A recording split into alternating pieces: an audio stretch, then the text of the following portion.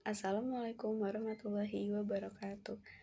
Perkenalkan, saya Kanza Aleta dari kelas 12 IPSB.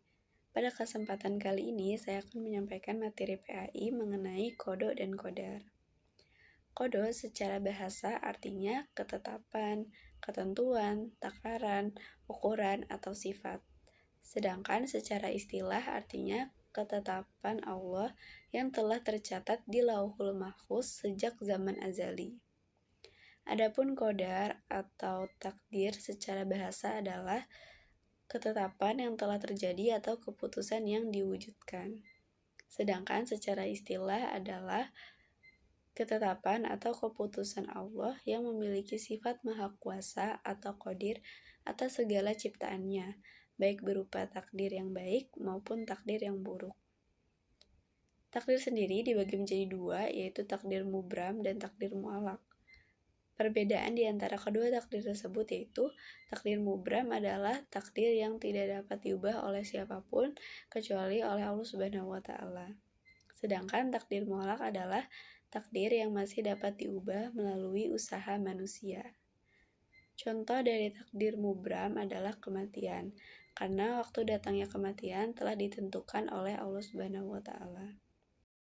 Dalil mengenai kematian sebagai salah satu contoh dari takdir mubram terdapat dalam Al-Quran surat An-Nisa ayat 78 yang artinya dimanapun kamu berada kematian akan mendatangimu, bahkan sekalipun kamu berada di dalam benteng yang kukuh.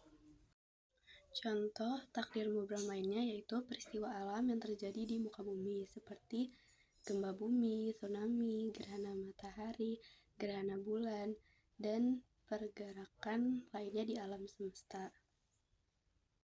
Allah Subhanahu wa taala telah menetapkan ketentuan mengenai peristiwa alam ini sebagai bagian dari rencananya dan hanya Allah pula yang mengetahuinya.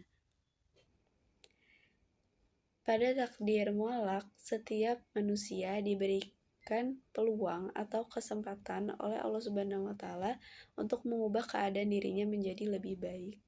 Sebagaimana Allah Subhanahu wa taala berfirman dalam Al-Qur'an surat Ar-Ra'd ayat 11 yang artinya Allah tidak akan mengubah keadaan suatu kaum sebelum mereka mengubah keadaan pada diri mereka sendiri.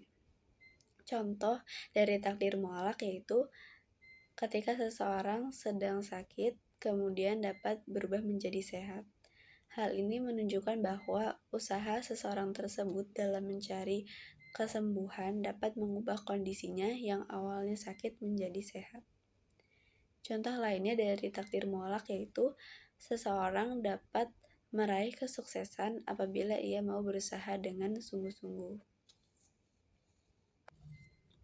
Lalu terdapat juga peran doa dan usaha dalam takdir.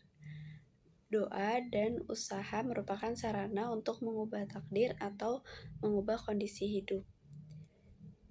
Jadi meskipun takdir sudah ditentukan oleh Allah Subhanahu wa taala, namun manusia tetap bisa memohon untuk mengubah keadaannya melalui usaha dan doa yang maksimal. Iman kepada qada dan qadar merupakan rukun iman yang keenam.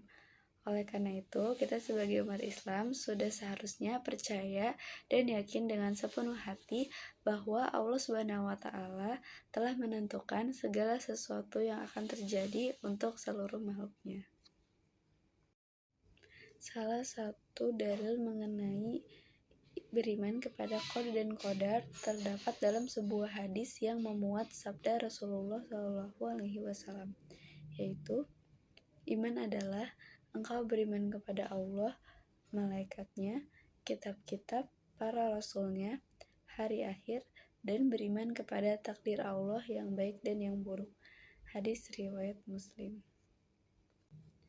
Setelah kita memahami mengenai qada dan qadar, terdapat beberapa hikmah yang dapat kita ambil, di antaranya yaitu kita tidak akan memiliki prasangka yang buruk baik kepada Allah maupun kepada makhluknya. Kita juga bisa menyadari bahwa Allah telah membekali manusia berbagai perangkat untuk kehidupannya. Jika kita dapat menggunakannya dengan baik, tentunya hasil yang optimal dapat kita raih selama hidup di dunia. Dan yang terakhir yaitu keberhasilan atau kesuksesan bukanlah sebuah khayalan. Jika kita mau berusaha dengan sungguh-sungguh, maka Allah akan membuka jalannya. Sekian materi yang dapat saya sampaikan, semoga dapat bermanfaat. Kurang lebihnya mohon maaf. Wassalamualaikum warahmatullahi wabarakatuh.